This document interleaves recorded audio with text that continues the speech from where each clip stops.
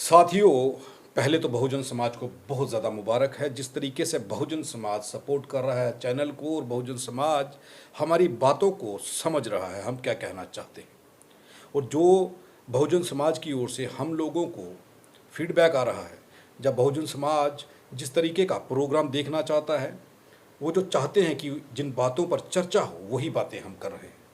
अगर आप भी चाहते हैं RTI India news Bahujan Samaj की आवाज़ ऐसे ही उठाता रहे, आपकी आवाज़ सरकार के कानों तक पहुंचाए, जो खबरें आपकी सरकार तक नहीं पहुंच रही, जो मुद्दे नहीं पहुंच रहे, उन मुद्दों को सरकार तक पहुंचाए, तो आरटीआई इंडिया न्यूज़ का आर्थिक सहयोग करें। हर महीने 50 रुपये दे करके आरटीआई इंडिया न्यूज़ को बंद होने से बचाएं, ताकि आरटीआई इंडिया न्यूज़ आपकी आवाज़ बना रहे। बहुजन समाज की इस जागरूकता पर हम उनको मुबारक देते हैं, और ये खुशी का वो दौर है कि बहुजन समाज को अपने हकों के बारे में, अपनी उस सोच की लड़ाई को, जो हकों के लिए उसने लड़नी थी, वो समझ आने लगी है। आज फिर से हम चर्चा करने जा रहे हैं एडवोकेट, हाई कोर्ट के एडवोकेट अशोक बसोत्रा जी के साथ। बहुत बहुत स्वागत है सर हमारे प्रोग्राम। बहुत बहुत शुक्रिया संसार जी। बसोत्रा साहब, मैं ये जानना चाहता हूँ कि पिछले इंटरव्यू के बाद एक रिस्पॉन्स आया है और बड़ी ज़बरदस्त जागरूकता आई है, और बहुजन समाज की ओर से जो मैसेज आए हैं, हम सबसे पहले उन लोगों के मैसेज जो है वो आप तक जो पहुंचाए हैं, हम बहुजन समाज ने जो थैंक्स कहा है, धन्यवाद किया है आपका, और वो मैसेज आप तक पहुंचा रहे हैं। संसार जी, रिस्पांस तो बड़ा ज़बरदस्त आया है, और सबसे खुशी की बात जो मुझे लगती है वो ये है कि जो ओबीसी कभी अपने हक अधिकारों के बारे में जानता ही नहीं था, एससी एसटी तो फिर भी बाबा साहब की वजह से जागरूक था, जो ओबीसी अपने हक अधिकारों के बारे में जानता ही नहीं था, पिछले 2-3 दिन में कम से कम जम्मू अंदर से ही, मतलब बाहर स्टेटों से जो कॉलें आई हैं वो तो हजारों में आई ही हैं, जम्मू के अंदर से ही मुझे कम से कम 700-800 लोगों ने कॉल करके ये कहा है कि हमारे मुद्दों को उठाने के लिए हमें कोई जगह नहीं मिल रही थी, मगर अब ऐसा लगता है कि हमारी जो बेसिक डिमांड्स हैं वो अब उठने लगी हैं, उनकी आवाज़ अब उठने लगी है। तो ये सुनकर मुझे अच्छा लगा, क्योंकि हमने जब काम शुरू किया तब ओबीसी बिल्कुल जागरूक था नहीं, खासकर जम्मू कश्मीर का ओबीसी बिल्कुल भी जागरूक नहीं था। तो मैं सारी मूल निवासी बहुजन समाज का, जिसमें एससी एसटी ओबीसी और हमसे कन्वर्टेड मुस्लिम सिख क्रिश्चियंस आते हैं, सबका मैं तहे दिल से शुक्रिया अदा करना चाहता हूँ कि कम से कम गाहे बगाहे अब जो बात उन तक पहुँचनी चाहिए थी वो उस तक पहुँच रहे हैं। बसोत्रा साहब, वैशाली में आपने एक प्रोग्राम किया था, उस प्रोग्राम में लाखों लोगों ने बुद्धम जो है उसे अडॉप्ट किया था, अपनाया था। उसके बाद में ये दूसरा इंटरव्यू है आपका जो पिछले दिनों में चला है, जिस पर आपने चर्चा की है। बहुजन समाज का वो रिस्पांस, और ख़ास करके बाहर की स्टेटों से जो रिस्पांस आया है, उसे कैसे देख रहे हैं आप? देखिए, जब जम्मू में बैठ के हम मेन स्ट्रीम मीडिया देखते हैं तो ऐसा लगता है बिहार सारा ही जो है वो मनुवादी है। वहाँ पे मूल निवासी बहुजन जो है मनुवादी हैं, सारे के सारे ब्राह्मणवाद का ही शिकार हैं पूरे के पूरे। यहाँ बैठकर यूपी का भी ऐसे ही लगता है, मध्य प्रदेश का भी ऐसे ही लगता है, छत्तीसगढ़ का भी ऐसे ही लगता है। लेकिन वैशाली के उस इंटरव्यू को जब मैंने देखा, एक हफ्ते में 30 लाख से ऊपर चला गया, और एक नेपाल से हमारे ओबीसी के ही मित्र आए थे, उनका इंटरव्यू भी 30 का 31 लाख 10 दिन के अंदर अंदर क्रॉस कर गया था। तो तब मुझे पता चला कि बेसिकली जो दिखाया जाता है मेन स्ट्रीम मीडिया में वो झूठ है। जैसे अभी बागेश्वर बाबा के वहाँ पे बहुत सारे लोगों को दिखा के दावा किया गया कि सारा बिहार ही बाबा बागेश्वर या मनुवाद के पीछे भाग रहा है, मगर ऐसा नहीं है। तब भी मुझे ये एहसास हुआ था, और उसके बाद क्योंकि मैं पिछले 40 साल से तकरीबन काम कर ही रहा हूँ, 40 साल से ज़्यादा हो गए मुझे इस काम में, और खास करके अब जो रिस्पांस मिलता है उससे मुझे ये लगता है कि पूरे भारत में अब एक वेव है मूल निवासी बहुजनों की, बुद्ध की, अपनी विरासत की। खास करके आप देखें मध्य प्रदेश में लाखों लोग ओबीसी सड़कों पे उतरते हैं, आप कोई मुद्दा हो, यूपी में उतरते हैं, छत्तीसगढ़ में देख लें, मध्य प्रदेश में देख लें, आप महाराष्ट्र में देख लें, अभी कर्नाटका के चुनाव में देखें ओबीसी की लहर किस तरह से उभरी। ठीक है, ओबीसी का अपना कोई मंच नहीं था तो कांग्रेस को उसका फायदा हुआ, मगर ओबीसी में उबाल है। तो एससी एसटी और बाकी माइनॉरिटी तो पहले से तैयार थे, अब जो ओबीसी तैयार हो रहा है, जो 60% आबादी है, कम से कम 52 से ऊपर है, तो ये एक बहुत बड़ी अचीवमेंट मुझे लगती है। और इसमें मैं आपका भी धन्यवाद करना चाहूँगा, आरटीआई न्यूज़ चैनल का, क्योंकि आपके जैसे जितने भी पूरे भारत में चैनल हैं, वो चाहे दिलीप मंडल जी के सोशल प्लेटफॉर्म हो, या दलित नेशनल दलित वॉइस या नेशनल दलित दस्तक जो है, तो इस तरह के जितने भी चैनल हैं, आप थोड़े नहीं है, नवीन जी का चैनल है, आपको पता है, तो इस तरह के जितने भी चैनल हैं, आर्टिकल 19 वगैरह जब हम देखते हैं, और एक सोशल चैनल साइंस जर्नी के नाम से एक है, साइंस जर्नी में आप देखिए मनुवाद की धज्जियां उड़ाने वाले आप वहाँ पे वीडियोस देखेंगे, जिसमें उसने पूरी पोल खोल के रख दी है सारे मनुवाद की। तो ये सारी चीज़ें जो आज काम कर रही हैं, सबको मुबारक देना चाहता हूँ, और ये मुबारक के पात्र हैं। आज समाज में जो जागृति है, आप सभी लोगों की वजह से ही जागृति। अच्छा, मैंने एक चीज़ नोट की, मैं पिछले दिनों आपसे मिला, बुद्ध जयंती का एक प्रोग्राम चल रहा था, तो काफ़ी सारे लोगों को मैंने देखा कि आपके साथ खड़े हैं, आपसे सेल्फी करवा रहे हैं। तो उस दौर के बारे में, जब आपने ये शुरू किया था 35-40 साल पहले बहुजन समाज के लिए काम करना, वो दौर कैसा था? और आज जब आप बात कर रहे हैं, लोग आपके साथ सेल्फी ले रहे हैं और आपको फॉलो कर रहे हैं, और वो आपकी सोच और विचारधारा को लेकर के आगे बढ़ने की बात कर रहे हैं, वो कह रहे हैं कि इस शख्स को बहुजन समाज की, और 85% कहूँगा कि 90-92% जो समाज की इस वक्त जो गिनती है, वो सारी जो लोग हैं वो आपको अपना आइडल मानने लगे हैं। ये जब आप देख रहे हैं, कैसा लग रहा है, और वो दौर कैसा था? देखिए, जो आइडल मानने लगे हैं, मैं तो एक छोटा सा सिपाही हूँ अम्बेडकरवाद का।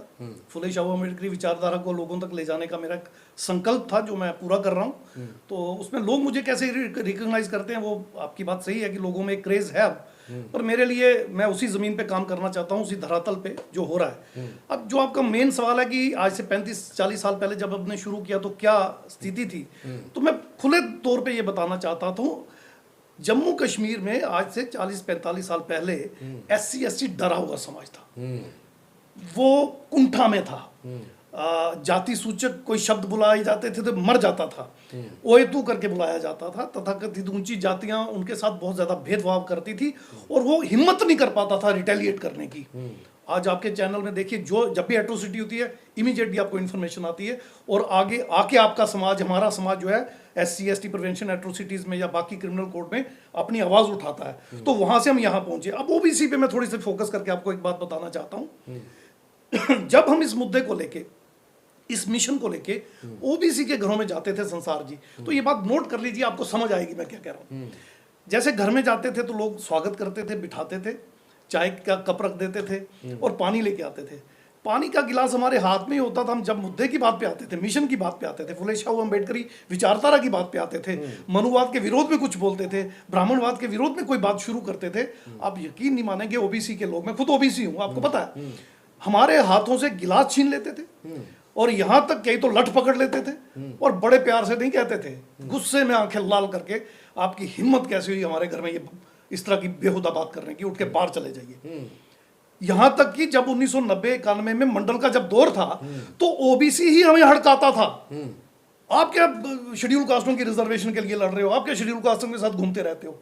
उनको मालूम ही नहीं था कि SC/ST की रिजर्वेशन अलग है और मंडल कमीशन OBC के लिए, खुद के लिए है। मुझे जितने थ्रेट उन दिनों में आए, जितनी बार मुझे गलमे से पकड़ के रोका, हर बार OBC ने रोका, और हम बड़े प्यार से उसको सहते रहे। मैंने कभी उनको रिटेलिएट नहीं किया, मैं सहता रहा।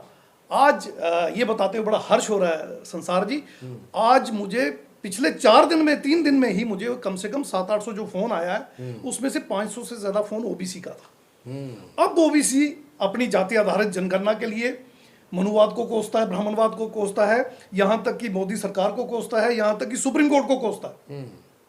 आज OBC अपनी रिजर्वेशन को लेके इस LG की एडमिनिस्ट्रेशन और मोदी सरकार को कोसता है। आज OBC अपने मुद्दों पे बात करने के लिए, अपने हक हकूक के लिए, अपने बच्चों के भविष्य के लिए, अपने आने वाली नस्लों की जो फ्यूचर है उसको लेके इतना जागरूक हो चुका है कि आज अगर मान्यवर कांशीराम जी की तरह या बाबा साहब की तरह कोई अगर मशाल लेके निकले, मैं दावे से कह सकता हूँ कम से कम भी 60 से 70% OBC उसके पीछे आ जाएगा। इतनी जागृति पिछले 30-40 साल में आई है। तो हमारी यही तपस्या थी, हम यही चाहते थे, क्योंकि राष्ट्रपिता महामानव ज्योतिबा फुले और क्रांति ज्योति माता सावित्रीबाई फुले ने कहा था, कोई ब्राह्मण क्षत्रिय वैश्य हमारा दुश्मन नहीं है, कोई किसी का दुश्मन नहीं होता, आपकी अपनी अज्ञानता आपकी दुश्मन होती है। तो आपको ज्ञान होने के बाद आप जो है अपने हक अधिकारों के लिए लड़ते हो और मर जाने की हद तक एजिटेट करते हो। अच्छा, एक चीज़ है बसोतरा साहब, लोग ये कहते हैं कि आप ब्राह्मणों के खिलाफ बात करते हैं, आप हिंदुओं के खिलाफ बात करते हैं, क्या आपकी जो लड़ाई है वो किसी ब्राह्मण, बनिया, राजपूत या किसी हिंदू समाज के खिलाफ है, या फिर एक सोच के खिलाफ, वो मनुवादी सोच के खिलाफ है?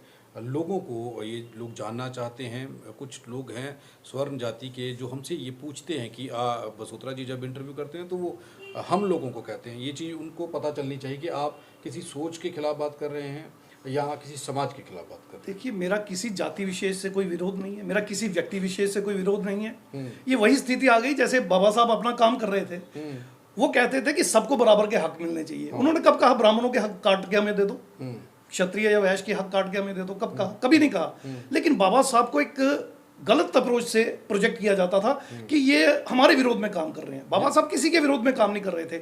आप देखिए, जब बाबा साहब का सारा काम मुकम्मल हुआ, आज पूरी दुनिया उनको क्यों रिकॉग्नाइज करती है? वो कहती है कि इन्होंने एससी का उत्थान किया क्योंकि वो निचले तबके के थे, एसटी का उत्थान किया, वो निचले तबके के थे, ओबीसी के लिए दरवाजे खोले, वो दबे कुचले थे। इसी तरह मुस्लिम, सिख, क्रिश्चियन जो यहाँ से जाके वहाँ कन्वर्ट हुए थे, वो भी दबे कुचले थे, उनके लिए रास्ते खोले। मगर उन्होंने किसी के अधिकार काटे नहीं, सबको बराबरी के अधिकार दिए। सेम उसी आइडियोलॉजी पे, उसी विचारधारा पे हम भी काम कर रहे हैं। फुले शाहू अम्बेडकरी विचारधारा ये कहती है कि मानव मानव एक समान है। जैसे इंग्लैंड में, अमेरिका में, फ्रांस में हम एग्जाम्पल्स देते हैं, सब लोगों को बराबरी के हक मिलते हैं। आपको हैरानी होगी जानकर कि फंडामेंटल राइट्स को लेकर इंग्लैंड में कभी कोई रिट फाइल नहीं होती, किसी भी कोर्ट में फाइल नहीं होती। एक रिट फाइल हो जाए तो पूरा इंग्लैंड सड़कों पर उतर आता है कि इसके फंडामेंटल राइट्स, बुनियादी हक, जो बेसिक जो उसके राइट्स हैं, मूलभूत अधिकार, वो कैसे हनन कैसे हो गया। पूरा इंग्लैंड सड़कों पर उतर आता है एक व्यक्ति के लिए। तो वो जागरूकता लाने के लिए बाबा साहब ने एड़ी चोटी का जोर लगाया। हम भी वही कर रहे हैं। मुझे देखिए, मेरे बहुत सारे मित्र जो हैं, मेरे क्लाइंट बहुत सारे जो हैं, वो तथाकथित ऊंची जातियों से हैं। वो मुझे मुबारकबाद देते हैं। वो कहते हैं जी, इस मनुवाद में, इस ब्राह्मणवाद में मुट्ठी भर लोगों को फायदा होता है। मुट्ठी भर ब्राह्मण, मुट्ठी भर क्षत्रिय, मुट्ठी भर ये बानिये जो हैं, ये गदागद हैं। ज्यादा से ज्यादा 10,000 लोग होंगे, 1 करोड़ होंगे, 2 करोड़ होंगे, 145 करोड़ में 10 करोड़ भी हों तो 135 करोड़ तो नहीं है ना जिनको मिल रहा है। तो उसमें बहुत सारी मेजॉरिटी इन लोगों की भी है जिनको नहीं मिल रहे हैं। तो ये जो इशू बाबा साहब ने उठाया, फुले साहब ने उठाया, प्यारी वी रामास्वामी नायकर ने उठाया, छत्रपति शाहू जी महाराज ने उठाया, यही इशू लेके हम आगे चल रहे हैं। हम क्या चाहते हैं? हम ये चाहते हैं कि किसी भी तरह की कुंठा में समाज ना रहे।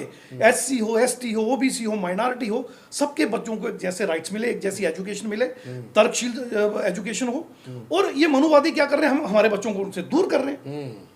हमारी लड़ाई सिर्फ इस बात की है कि जिस स्कूल में आपका बच्चा पढ़ेगा, जिस स्कूल में राष्ट्रपति या प्रधानमंत्री का या अंबानी या अडानी का बच्चा पढ़े, उसी तरह की सारी एजुकेशन और फैसिलिटी, साइंटिफिक, रीजनिंग और लॉजिक बेस्ड हमारे बच्चों को मिले।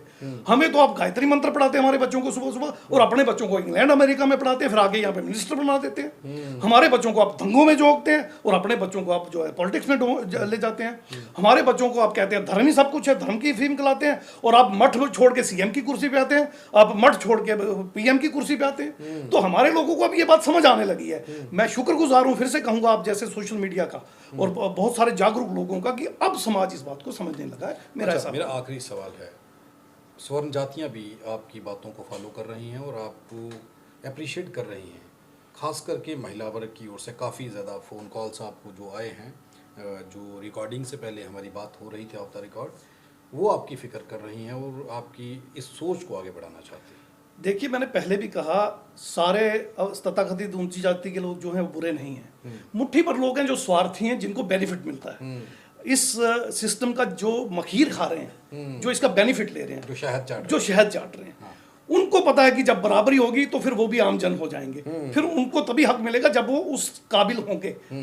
फिर उनको कोई स्पेशल प्रिविलेज नहीं मिलेगा जैसा उनको मिल रहा है। तो ये जितना भी बाकी जो समाज है, वो चाहे अपर कास्ट के लोग हों या हमारे SC ST OBC, मैं इनको लोअर नहीं मानता। मैं तो, मेरी नज़र में तो सब क्योंकि संविधान ने सबको बराबर कर दिया तो बराबर है। तो ये जितने भी मूल निवासी बहुजन है या तथाकथित ऊंची जाति के लोग हैं, जो सही हैं, रैशनल थिंकिंग वाले लोग, वो हमारे समर्थन में है। मैं एक छोटा सा उदाहरण देके आपको बताता हूँ।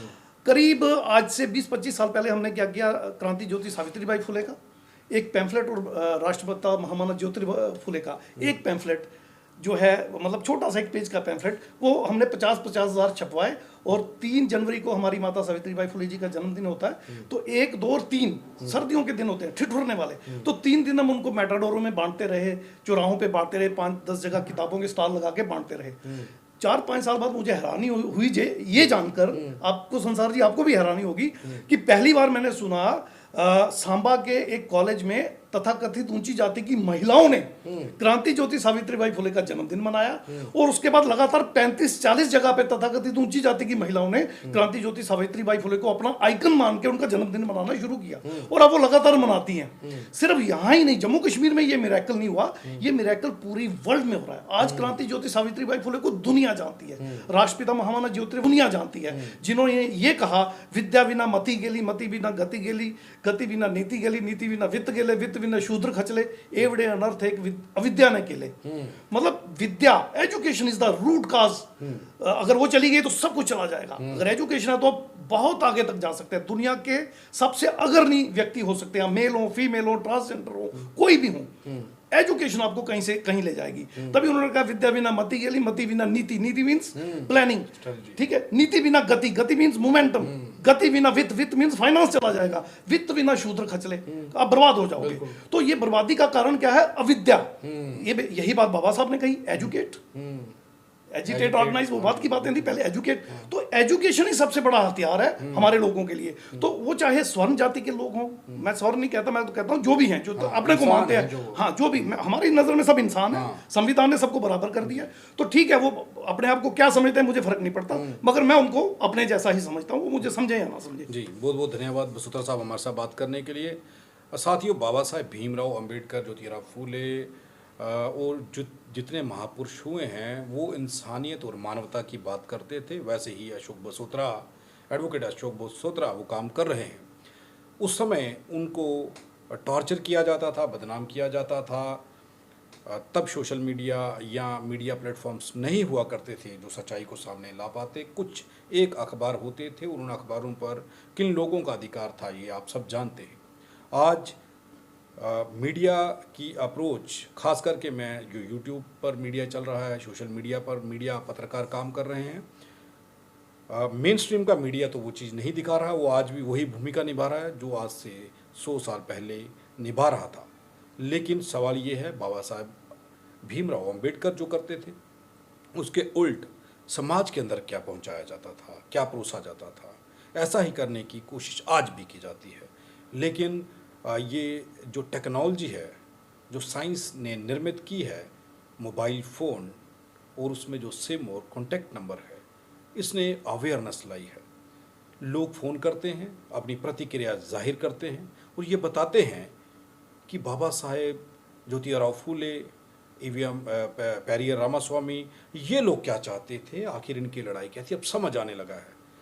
वो कुछ चंद लोग हैं जो मानवता के खिलाफ हैं, जो मानवता के हक में हैं, वो कभी भी जातिवाद के हक में नहीं होंगे। शायद यही एडवोकेट अशोक बसोत्रा चाहते हैं। और आज लोकप्रियता जैसे उनकी बढ़ रही है और जिस तरीके से लोग उनको मिल रहे हैं और लगातार फ़ोन कॉल्स कर रहे हैं, हमें उम्मीद है कि जम्मू कश्मीर में जो बदलाव की एक लहर चली है, बड़ी जल्दी ये लहर एक तेज़ गति पकड़ेगी और उस तेज़ गति के बाद बदलाव आएगा। धन्यवाद। आप देखते रहें आरटीआई इंडिया न्यूज़, लोकतंत्र का पहरेदार, ताकि हम पहुंचा सकें आप तक वो खबरें जो आपको नहीं दिखाई जाती, जो दबाई जाती हैं, छुपाई जाती हैं।